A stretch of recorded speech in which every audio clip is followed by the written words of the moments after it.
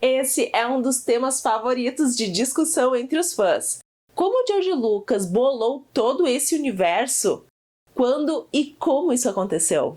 Talk about what your influences were that fed into the creation of Star Wars. As much as Star Wars seemed to just leap from your forehead, fully formed, it had roots that anybody in the science fiction world knows. Nothing in this world pops into your head fully formed. It's an accumulation of all the things you've seen, and then when you go to regurgitate it into your own thing, you take all the best parts. Então Star Wars é o produto de todas as influências artísticas sobre Lucas desde sua infância. A principal referência citada sempre são os seriados de TV dos anos 30 e 40, como as séries de ficção científica de Buck Rogers e Flash Gordon.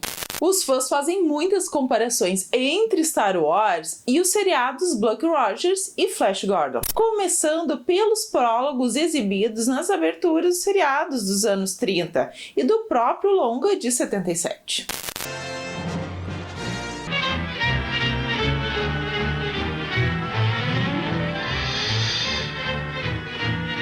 Mas não apenas isso, se assistirmos aos episódios de Buck Rogers e Flash Gordon, encontraremos muitas semelhanças. Men robbed of all willpower while they wear the helmets I had designed for them. Shall I have you measured for a robot's helmet? Or will you tell me where the entrance to the hidden city is? I do not remember. Take him away! I want to know what happened to the plans they sent you. I don't know what you're talking about. I'm a member of the Imperial Senate on a diplomatic mission to Alderaan. You are part of the Rebel Alliance and a traitor. Take her away!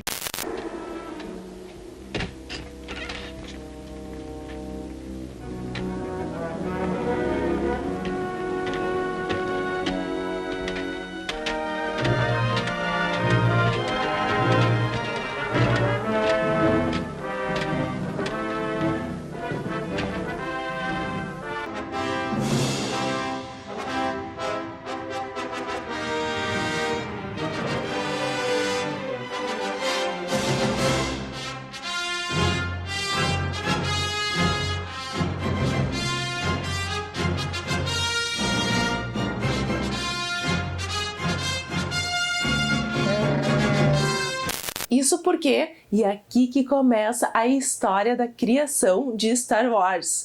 Originalmente, George Lucas, após American Graffiti, queria adaptar Flash Gordon para o cinema. Mas Lucas não conseguiu os direitos autorais para fazer a adaptação.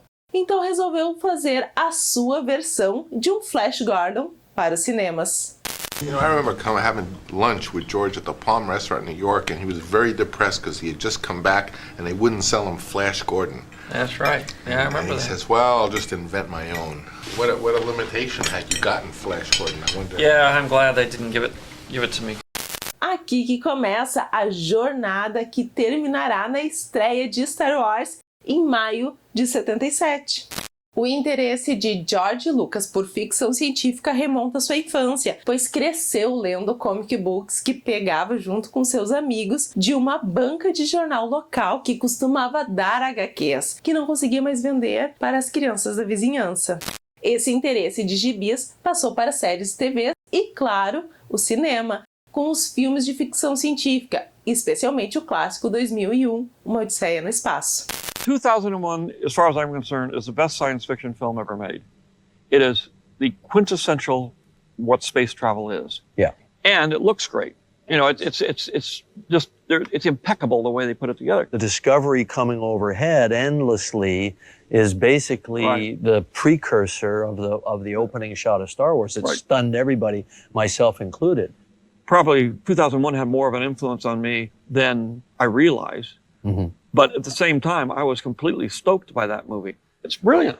Basta assistir às cenas espaciais em 2001 e Star Wars, que fica muito clara a influência visual do filme de Stanley Kubrick sobre Lucas.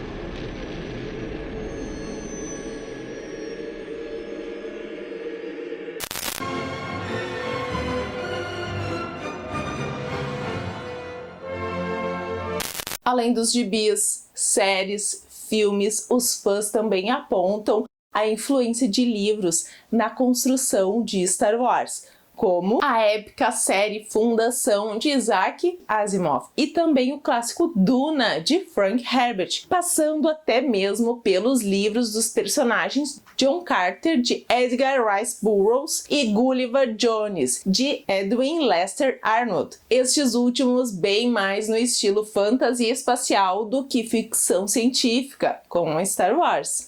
Com base nessas influências, Lucas começou a escrever a sua história ainda no início de 73, logo após finalizar American Graffiti. Assim surgiu o primeiro esboço de 2 páginas que Lucas chamou de Journal of the Whills. A história é narrada pelo personagem Tweety Thorpe, aprendiz padawan de Mace Windu, um respeitado Jedi, aqui Jedi Bendo, e também o poderoso Senhor da Guerra, conselheiro militar do presidente da Aliança dos Sistemas Independentes. A história também menciona a existência de um imperador e de um império galáctico.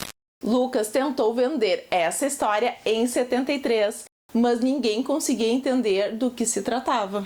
Outra influência decisiva que não podemos deixar de apontar, os filmes do gênero cinematográfico Jidaigeki. Mais especificamente, os filmes de samurai do cineasta japonês Akira Kurosawa. I grew up in a small town, Central California, and the movie theaters there didn't show, much beyond Bridge on the River Kwai and The Blob. So I didn't really experience foreign films until I found my way into film school. And at that point is when I was actually exposed to Kurosawa. And a friend of mine, John Milius, actually was a huge fan of Kurosawa's. And so whenever the film was showing, he'd say, "Oh, you got to come and see this. You got to come and see this." And after the first one, the first one I saw was Seven Samurai, and after that I was completely hooked. I said, this is really good. Os filmes de Kurosawa foram uma grande influência para a construção de Star Wars. A figura do mestre das espadas, o espadachim, o estilo, os sabres de luz, a filosofia, o traje de Darth Vader. Muitos elementos de Star Wars possuem clara inspiração da cultura Jidaigeki. Até mesmo o nome dos heróis. O termo Jedi provém do nome do gênero de filme samurai, termo Jidaigeki. Um dos filmes que comumente é citado pelos fãs na influência de Kurosawa é o clássico Kakushi Toriden no San Akunin, conhecida no ocidente como The Hidden Fortress ou aqui no Brasil A Fortaleza Escondida. Aliás, é comum a comparação da história do longa de 77 com The Hidden Fortress. Fãs de Star Wars e Kurosawa chegaram a colocar lado a lado as obras para a comparação das histórias, e realmente as coincidências são grandes.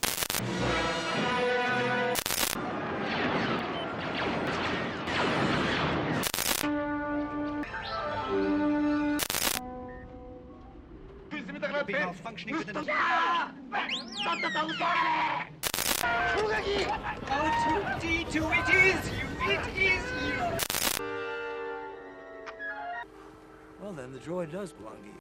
How long have you had these droids? Let me see your identification. You don't need to see his identity.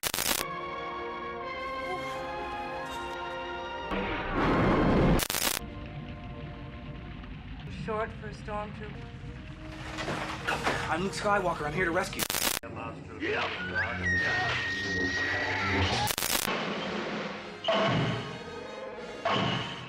The one thing about Hidden Fortress is it did influence me in doing Star Wars, because as I was beginning to write the screenplay and put it together, I remembered Hidden Fortress, and I remembered the one thing that really struck me about Hidden Fortress and I was really intrigued by was the fact that the story was told from the 2 lowest characters. I decided that that would be a nice way to tell the Star Wars story, which is to take the 2 lowliest characters, as Kurosawa did, and tell the story from their point of view, which in the Star Wars case is the 2 droids.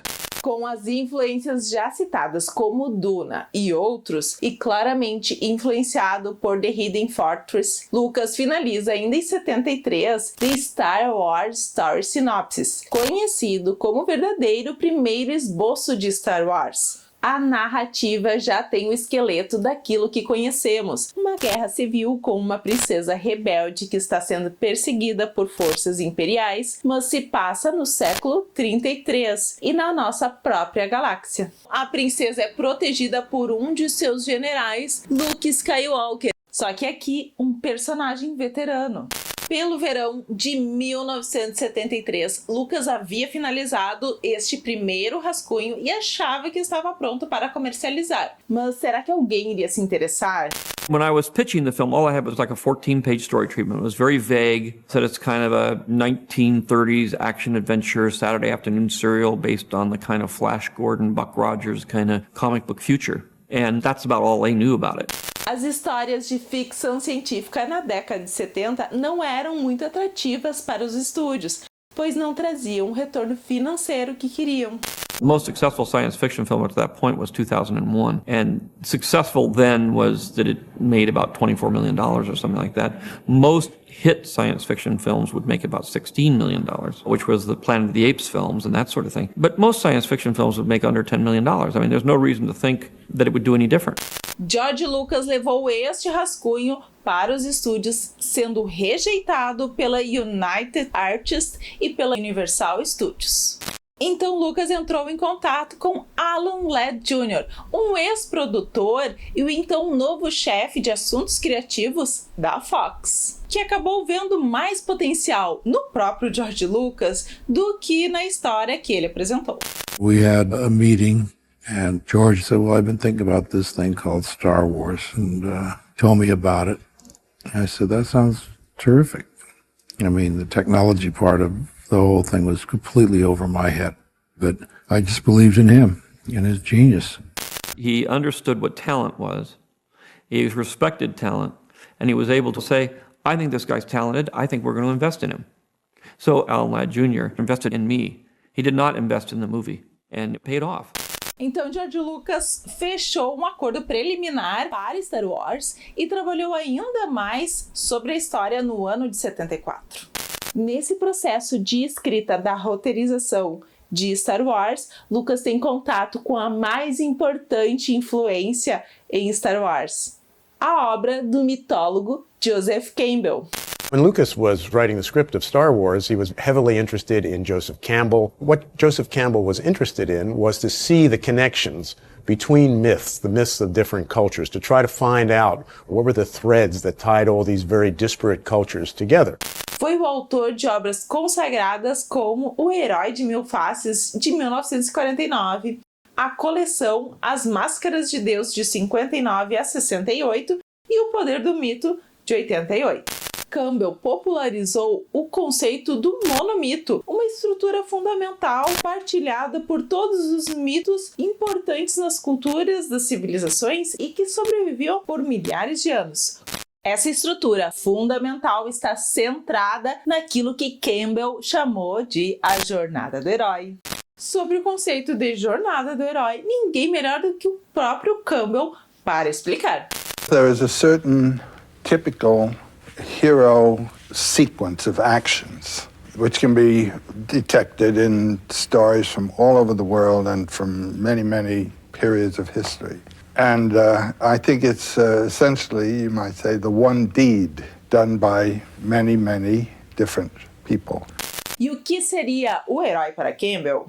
A hero or a heroine, that is to say, someone who has found or achieved or done something beyond the normal range of achievement and experience. A hero properly is someone who has given his life to something bigger than himself or other than himself. Os feitos do herói também são bem explicados por Campbell.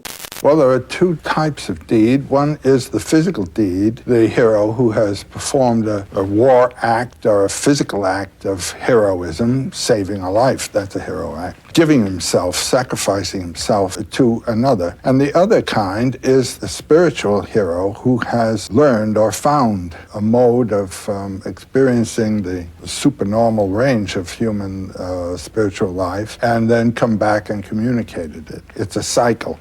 It's a going and a return that the hero cycle represents. But then this can be seen also in the simple initiation ritual, where a child has to give up his childhood and become an adult, has to die, you might say, to its infantile personality and psyche and come back as a self-responsible adult. It's a fundamental experience that everyone has to undergo. We're in our childhood for at least 14 years, and then to get out of that posture of dependency, psychological dependency, into one of psychological self-responsibility requires a death and resurrection. And that is the basic motif of the hero journey. Leaving one condition, finding the source of life to bring you forth in a richer or more mature or other condition.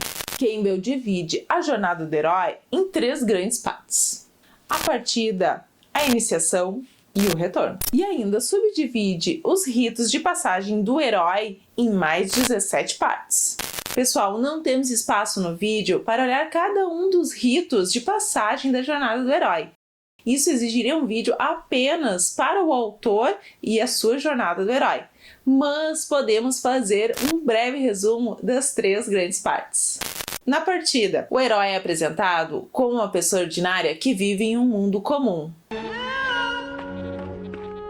Lou, tell your uncle if he gets a translator, be sure it speaks Bocce.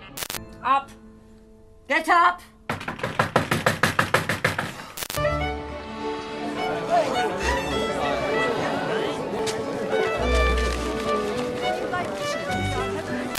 Mas então ele recebe um chamado para embarcar em uma aventura. Help me, Obi-Wan Kenobi. You're my only hope. What's this? Can I help you? I'm looking for someone to share in an adventure.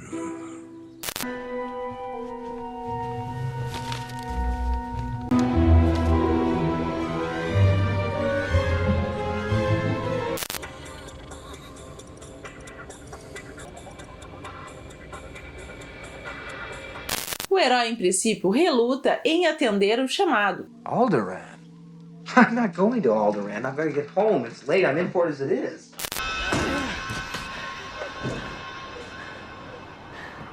I can't do this.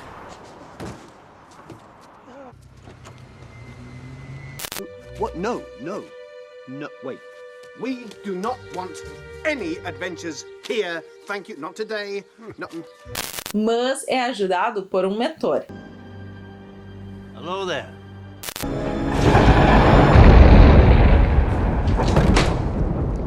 At last.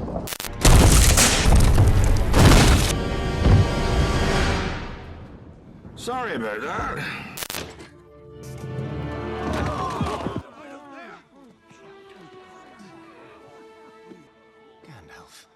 Ele poderá até mesmo receber itens mágicos que o ajudarão no futuro.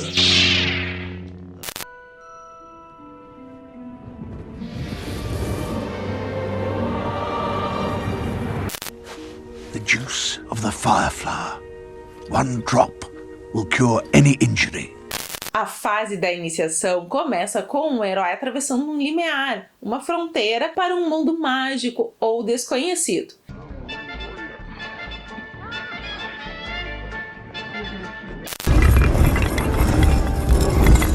Welcome, Harry, to Diagon Alley.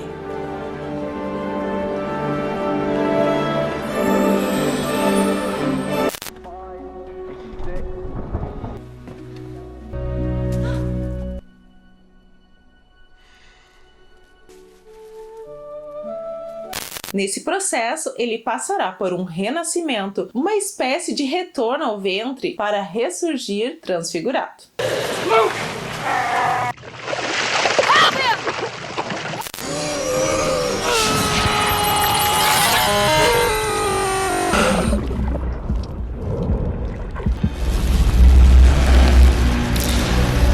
No mundo mágico, o herói enfrentará tarefas e provações sozinho ou com o auxílio de ajudantes. Alohomora.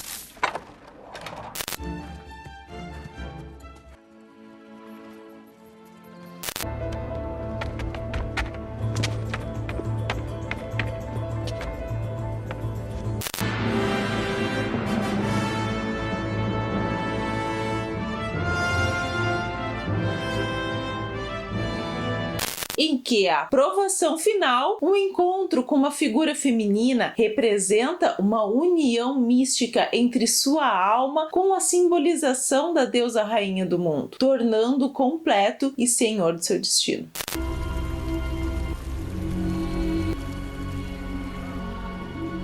Will you look into the mirror? What will I see? Mas ele também passará por uma tentação ou tentações no sentido de o levar a abandonar sua jornada. Why don't you come with us? Pretty good in a fight. Could use you. There are other ways, Frodo. Other paths that we might take.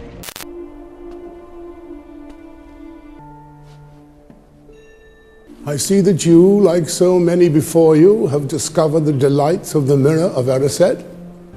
Men have wasted away in front of it, even gone mad. That is why, tomorrow, it will be moved to a new home. And I must ask you, not to go looking for it again. O herói então acaba chegando à crise central da sua aventura, onde supera o principal obstáculo ou inimigo.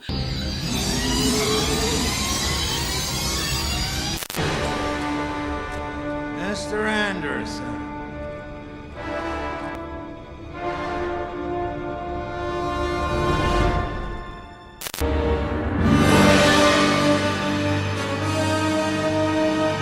Harry Potter, we meet again.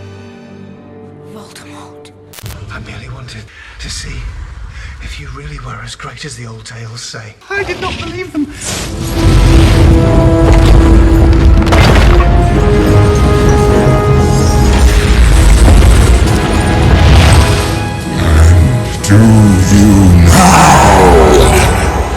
Passando por um processo de glorificação, alterando sua percepção do mundo e altera sua consciência. Use the Force, Luke. Let go, Luke. The Force is strong in this one.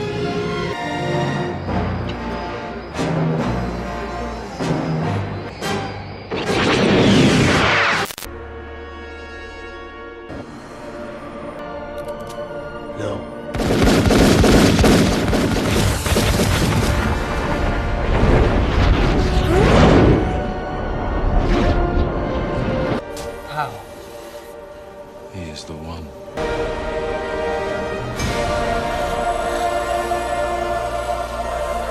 Obtendo recompensas materiais ou espirituais.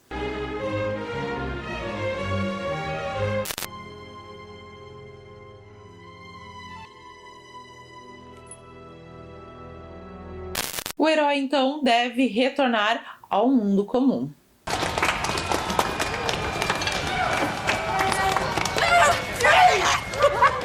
No retorno, o herói pode relutar em retornar ao mundo ordinário. Throw it in the fire!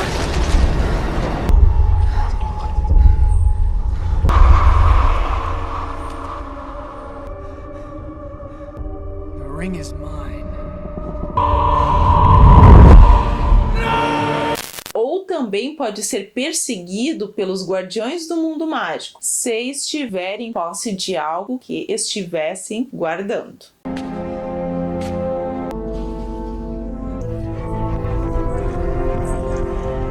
É possível então que seja resgatado ou forçado a retornar por intervenção externa.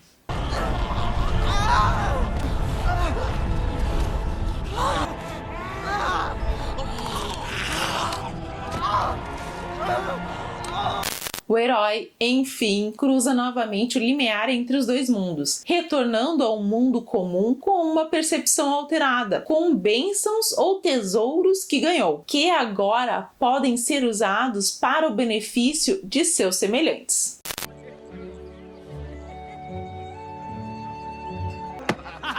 Sold to Mrs. Bolger! Stop! Stop! There's been a mistake! Who are you? Yes, I'm sure that's perfectly well who I am, Lobelia Sackville Baggins. Oh, yes. This is my home. Hello. Again?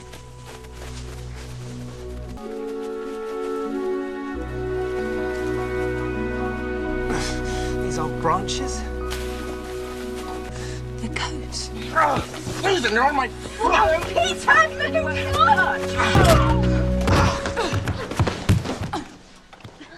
What are you all doing in the wardrobe? You wouldn't believe us if we told you, sir. Try me. Esse herói transformado pela aventura, agora munido de sabedoria ou poder espiritual sobre os dois mundos, passa a viver sua vida livre do medo do seu destino, da vida ou da morte.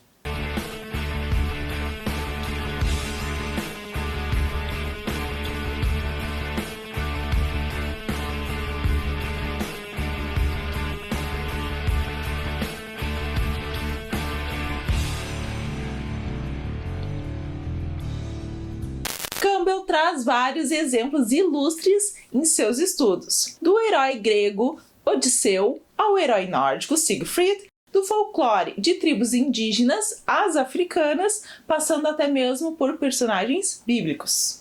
Moses is a hero figure. In his ascent of the mountain, his meeting with Yahweh on the summit of the mountain and coming back with the rules for the formation of a whole new society. That's the hero act. Departure, fulfillment, return. And on the way, there are adventures that can be paralleled also in other traditions. How did Joseph Campbell affect your thinking when you were formulating the ideas? Joe Campbell was a comparative mythologist, and the Joseph Campbell angle really came out of my anthropology classes when I was in college.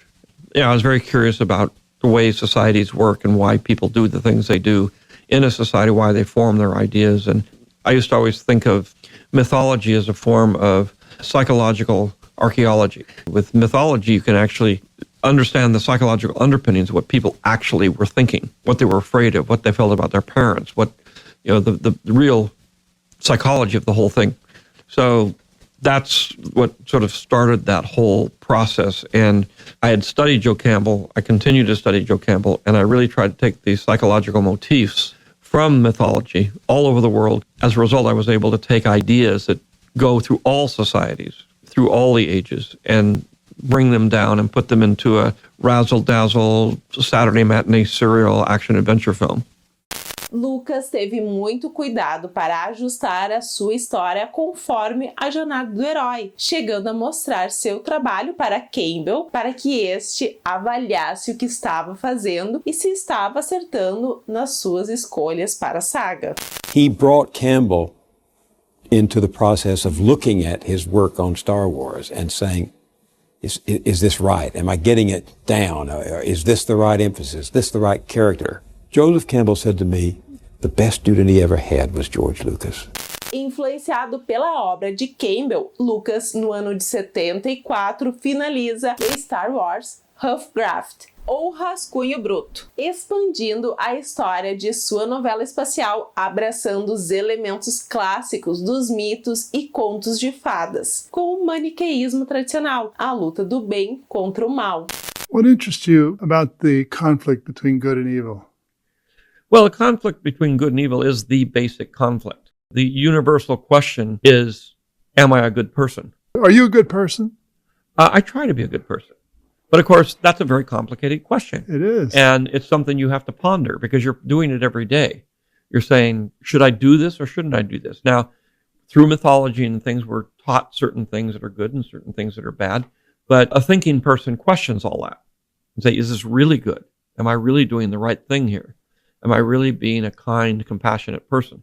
Because to me, it's really about a compassionate person as opposed to a person that is consumed with self-interest or a selfish person. Those are the two things. Mm-hmm. We all have good and evil in us because we have the selfish side of us and we have the compassionate side of us. The idea is, how do you keep those things in balance? And by keeping those things in balance, you can do a lot of good things. Essa luta entre o bem e o mal, Lucas apresenta através de uma batalha épica entre a heróica Aliança Rebelde e o maligno Império Galáctico. You did something very interesting with Star Wars, if you think about it. The good guys are the rebels. They're using asymmetric warfare against a highly organized empire I think we call those guys terrorists today. We call them Mujahideen, we call them Al-Qaeda. When I did it, they were Viet Cong. Exactly. So were you thinking of that at the time? Yes. So it was a very anti-authoritarian, very kind of 60s against the man kind of thing, nested deep inside a fantasy. Or a colonial, you know, we're fighting the largest empire in the world. Right.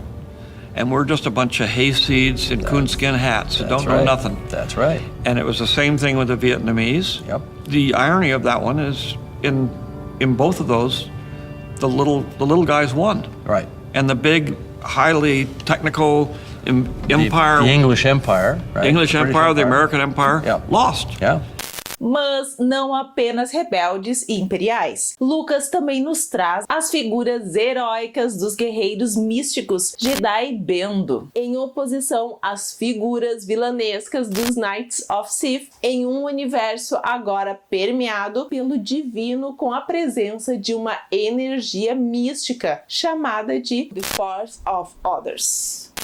I put the Force into the movies in order to try to awaken a certain kind of spirituality in young people. More a belief in God than a belief in any particular religious system. Having enough interest in the mysteries of life to ask the questions, is there a God or is there not a God? That's for me, the worst thing that can happen. If you ask a young person, is there a God? And they say, I don't know. I think you should have an opinion about that. Do you have an opinion, or are you looking? Well, I think there is a God. No question. What that God is, or what we know about that God, I'm not sure. The one thing I know about life and about the nature of the human race is that the human race has always believed it's known everything. Even the cavemen thought they had it all figured out, and they knew everything there was to know about everything, because that's where mythology came from. It's constructing some kind of context for the unknown, so we figured it all out. It was fine. I would say that cavemen had, on a scale, understood about 1. Now we've made it up to about 5. The only thing that most people don't realize is the scale goes to 1 million. Este rascunho seria mais tarde adaptado para uma série de quadrinhos, da Dark Horse. Então é possível ver como este roteiro poderia acabar de alguma forma. A história já possui aquela típica estrutura que conhecemos de um filme Star Wars, por exemplo, com a primeira versão do famoso prólogo. Devido à proliferação via gibi, quando a maioria das pessoas fala sobre o que Guerra nas Estrelas quase foi, geralmente estão se referindo a este roteiro. Lucas ainda faria uma revisão deste roteiro chamada The Star Wars First Draft, concluída apenas alguns meses depois. É uma versão em que pequenos detalhes são alterados, o enredo permanece basicamente o mesmo. De qualquer forma, o rascunho bruto revisado de Star Wars foi enviado à Fox em 74. Mas, adivinhem, foi rejeitado. Exigiram que o enredo fosse simplificado, pois sentiram que existia muita coisa acontecendo para ser retransmitido em um filme de apenas 2 horas. It got to be a very fat script, about 200 pages, and the story had gotten away from me. So the only way I could cope with it was to say, I'll take the first third, the first act, and I'll make that into a movie. But I'd written all this other stuff. I'd spent a year writing this story, and I said, well, I'm not going to just throw away 2/3 of my year and say, this is all I can afford at this point. This is the only amount of money I'm going to get us to do this one movie. So I put it on the shelf and I said, by hook or by crook, I will finish this movie.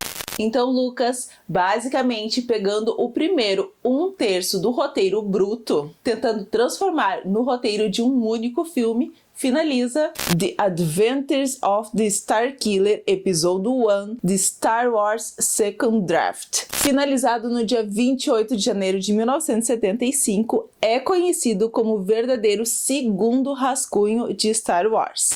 Detalhe importante, gente, foi com base neste roteiro que a arte conceitual foi produzida pelo ilustrador Ralph McQuarrie, enraizando a estética de Star Wars como a conhecemos.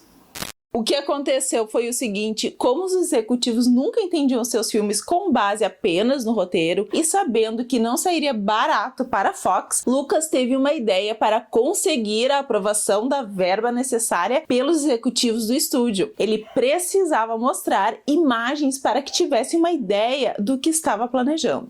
Lucas então procurou Ralph McQuarrie para trazer à vida a história que até então ninguém além do próprio Lucas conseguia visualizar.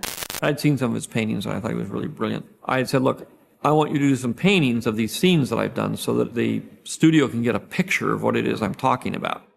When I turned in the script, I had about 5 or 6 drawings that I turned in with it also to say this is what it's going to look like. He had a concept for a big, spectacular visual and it didn't come across in the script. So I tried to give it scale, juxtaposing the tiny little figures with the great spectacular backgrounds. George would say, don't worry about how we're going to do it. We just want to see an impression of what this scene would look like on the screen. Resultado, as imagens de McQuarrie conquistaram os executivos da Fox, que aprovaram um orçamento de $8.250.000, cerca de 45 milhões de dólares hoje. E é aqui, quando o Lucas fecha em definitivo o acordo com a Fox, que temos o famoso pulo do gato de George Lucas. American Graffiti, quando foi lançado, se tornou um grande sucesso. E assim, a Fox sabia que Star Wars poderia seguir o mesmo caminho. Então George Lucas se utiliza disso para negociar com a Fox. When I made the deal for Star Wars, originally I made the deal before American Graffiti had even come out. Because Alan Ladd had seen the film American Graffiti, he said, I'll make a deal. But he made a very, you're going to make X number of dollars and this kind of thing. And it was a very, one-page memo. When it came up to doing the contract for the film, which was about a year later, I knew that what I really had to do was to protect the unwritten part, the other 2 parts of the script. Na hora de assinar o contrato definitivo, Lucas barganha com a Fox, abrindo mão de valores maiores para garantir, primeiro, o direito sobre as sequências, que Lucas queria que fossem da sua forma. I was very careful to say I don't want more money, I don't want more points, I don't want anything financial, but I do want the right to make these sequels. I was working on the assumption, as every filmmaker works on, which is the film will be a disaster and that it won't be promoted and it'll just die a horrible death. And it'll be very hard to get these next 2 movies made. Segundo, lembrando as dificuldades que Lucas passou com THX e American Graffiti, ele quer o controle sobre o marketing de lançamento de Star Wars. When I took over the licensing, I simply said, I'm going to be able to make t-shirts, I'm going to be able to make posters, and I'm going to be able to sell this movie, even though the studio won't. So I managed to get control of pretty much everything that was left over that the studio didn't really care about. Olhem só, pessoal, Lucas abre mão dos valores para garantir o controle do merchandise relacionado à marca Star Wars. Pensem nisso, pessoal, por um minuto. Tudo que fosse comercializado, todos os produtos relacionados à marca Star Wars seriam controlados por George Lucas. Quando Lucas fez o acordo, os executivos da Fox pensaram muito pequeno. Umas camisetas, posters, se ele quer o direito sobre isso, dá para ele. Não imaginavam a mina de ouro que estavam abrindo mão naquele momento. Não pensaram nas possibilidades, mas George Lucas pensou. E claro, garantiu que ele mesmo venderia o próprio filme da forma como ele entendia melhor, o que foi elemento-chave para atrair as pessoas para o cinema em 77 e garantir o sucesso, como vamos ver mais adiante. The Adventures of the Starkiller começa com uma citação profética do Journal of the Whills, agora não mais o título do longa, mas incutido dentro da narrativa como uma espécie de escritura sagrada, que diz que na era do maior desespero virá um salvador e ele será conhecido como o Filho dos Sóis, o que nos lembra dessa cena, né, gente? Então, cada vez mais influenciado pela jornada do herói de Campbell, Lucas acrescentava um tom messiânico a Star Wars, inserindo a figura de um escolhido muito antes de Phantom Menace. Lucas se aprofunda no misticismo em Star Wars, porque o conceito da Force of Others é desenvolvido nesse roteiro, estabelecendo as duas faces da força. O lado da luz, a Ashla Force, e o lado obscuro, a Bogan Force. The core of the Force. I mean, you got the dark side, the light side. One is selfless, one is selfish. And you want to keep them in balance. What happens when you go to the dark side is it goes out of balance, and then you get really selfish and you forget about everybody, and you ultimately lead yourself, because when you get selfish, you get stuff, or you want stuff. And when you want stuff and you get stuff, then you are afraid somebody's going to take it away from you. Whether it's a person or a thing or a particular pleasure, experience. Once you become afraid that somebody's going to take it away from you, or you're going to lose it, then you start to become angry, especially if you're losing it. And that anger leads to hate. And hate leads to suffering. Mostly on the part of the person who's selfish, because you spend all your time being afraid of losing everything you've got, instead of actually living. Where joy, by giving to other people, you can't think about yourself, and therefore there's no pain. But the pleasure factor of greed and of selfishness is a short-lived experience. Therefore, you're constantly trying to replenish it. But of course, the more you replenish it, the harder it is to, so you have to keep upping the ante. You're actually afraid of the pain of not having the joy. So that is ultimately the core of the whole dark side, light side of the Force. Os Jedi aparecem como Jedi Band of Ashla, os guerreiros mais poderosos no universo até a chamada Sagrada Rebelião de 6. E seus inimigos são apresentados agora como The Black Knights of the Sith, ressaltando sua identificação com o lado sombrio da força. E ainda Lucas adiciona a figura de um herói lendário chamado The Starkiller, um poderoso guerreiro Jedi que comandou uma vitória esmagadora da Aliança Rebelde sobre o Império Galáctico. É nesse roteiro que surge a história do Kyber Crystal, que, como todo dispositivo de enredo ou MacGuffin, como chamado lá fora, move a história, pois o cristal é um artefato de convergência da força. Mais uma vez, a influência de diversos mitos, como o de Arthur e os seus cavaleiros em busca do Santo Graal, faz Lucas acrescentar a presença de um artefato mágico à trama. Em resumo, o Kyber Crystal é um cristal que concentra o poder da força e pode auxiliar os Jedi a vencer o Sith. Mas Lucas não parou por aí. Ele continuou escrevendo a história, simplificando conceitos e enxugando o roteiro. Outras influências também apareceriam na construção da história de Star Wars, como os filmes western que Lucas assistia na TV durante a sua infância. George Lucas relaciona o Velho Oeste americano como o mais próximo de um passado mítico para uma nação que já nasce em tempos modernos, ao contrário dos países europeus. The Western was the last mythological format that had been developed in this country. And it pretty much died by the 60s. So I wanted to try to see if I could resurrect that.